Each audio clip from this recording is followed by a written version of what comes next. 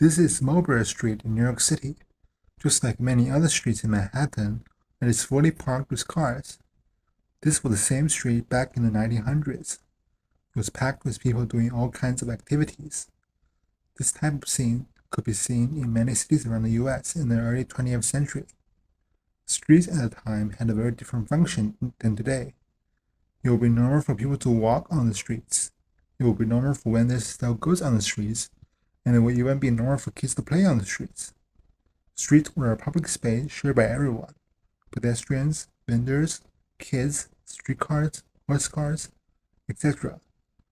But the rise of automobiles at the start of the century led to an increase in car accident fatalities. The victims were mostly elderly and children who once could safely play on the streets. When car accidents first started happening, the cars and its drivers were the ones that were blamed. Drivers would be charged with manslaughter in most circumstances. Newspapers would cover car crashes in detail when referring to them as killing machines. Cartoons would shape cars as an evil figure. In 1923, as deaths caused by cars reached a record high, 42,000 Cincinnati residents signed a petition to require cars to install a governor that would limit the speed to 25 miles per hour. While this action was in favor with the residents, auto dealers were not happy with it and even scared of this move. They created advertisements to oppose the speed limit and gathered car owners to fight against it. The movement by Cincinnati residents raised awareness among the auto industry about the potential decrease in car sales due to the anti-car movements.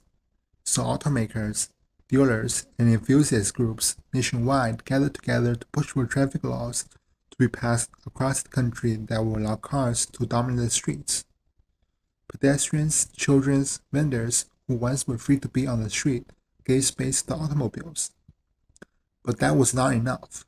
The auto industry wanted to enforce the laws that would keep pedestrians off the streets and to shape the public opinion that walking on the street is a thing to be ashamed about.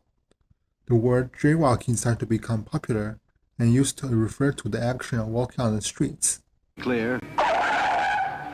This could happen to you anytime. Don't take foolish chances. Don't jaywalk. Don't cross against a don't walk sign. You could be killed that way. Don't cross against a red light. That caused nearly 3,000 casualties last year. Don't cross between parked cars in the middle of the block. That killed more pedestrians last year than any other type of traffic accident.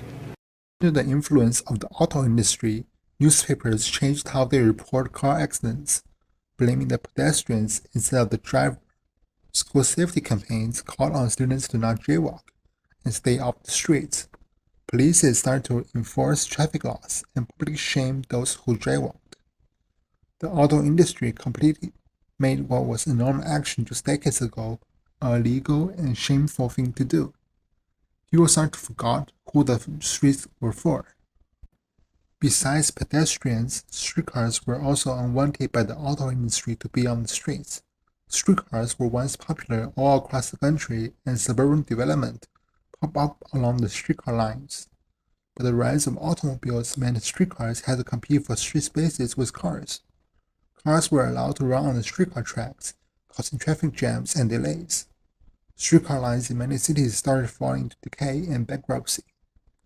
In order to gain control of the streetcar lines, General Motors, Firestone Tire, Standard Oil of California, and Phillips Petroleum came together to form the National City Lines. The company bought over streetcar lines nationwide and controlled 46 streetcar systems by 1947. These systems were later ripped and replaced with buses. It is obvious that the auto industry wanted to kill the competition, and in 1949, these auto industry companies were convicted of conspiring to monopolize and were fined $5,000. The death of streetcars could be traced down to multiple factors, but the influence of the auto industry to prioritize automobiles in every way plays an important role. After destroying the competition from streetcars, GM and the other auto industry proposed their version of the future, a completely car-centric world.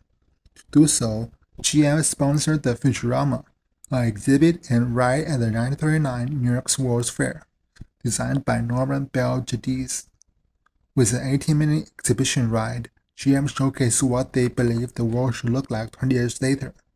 A transportation system built around cars, including semi-automated cars and a 14-lane superhighway with no consideration of public transit. There is no interference from the straight-ahead traffic in the higher speed lanes. Futurama also introduced the concept of a network of expressways connecting the nation. And now we see an enlarged section of 1960s express motorway. Along the ledge of this beautiful precipice, traffic moves at unreduced rates of speed.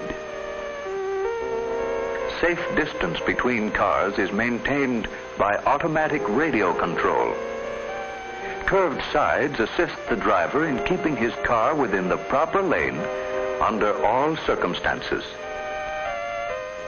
The keynote of this motorway, safety. Safety with increased speed. Every day, there were 30,000 people who rode the Futurama, and it became the main attraction of the 1939 World's Fair. GM successfully used Futurama to convince the public that cars are the future and gain the support for putting more roads and highways, which was exactly what America ended up looking like decades later. By 1947, a map of the national interstate highway system was laid out, followed by the release of a 1955 Department of Commerce document, also known as the Yellow Book. Unlike now, the plan at the time was led by members of the auto industry as well as highway engineers. One influential man in the process of convincing the federal government to build the interstate highway was Charles Wilson, the CEO of General Motors. In January 1953, he was selected as the Secretary of Defense by President Eisenhower. By the time he was elected, he still owned $2.5 million stocks at General Motors, which he sold under committee pressure. During the hearings, he was asked if he would make decisions that were not in the interest of GM, and he answered that he could not conceive of such a situation since, quote-unquote, what was good for our country was good for General Motors, and vice versa. Anyways, in 1956, National Interstate and Defense Highways Act was passed, which funded the construction of the interstate highway system. $25 billion was funded to construct 41,000 miles of highways. In coincidence, part of the $25 billion fund was diverted from the defense fund due to the quote-unquote interstate highway system's primary importance to national defense. What's more in coincidence is that Charles Wilson quit the public servant and returned to GM in 1957. The construction of the interstate highway not only led to the boom of suburbs across the nation and made America more car-dependent, but also cut right through the core of the cities. And unsurprisingly, the neighborhoods that were cut by highways were where people of color lived, mostly red-line neighborhoods. I talk more about the American suburban development and redlining in these two videos. You can check it out after this one.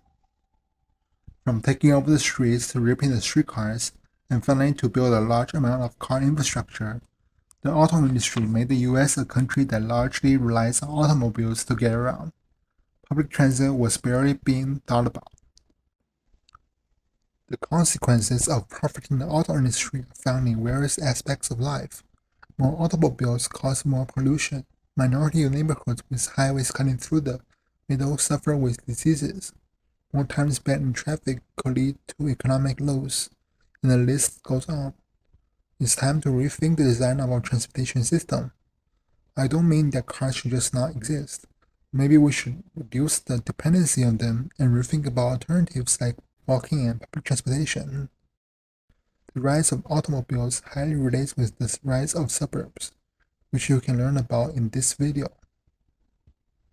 Thanks for watching, and I'll see you in that video.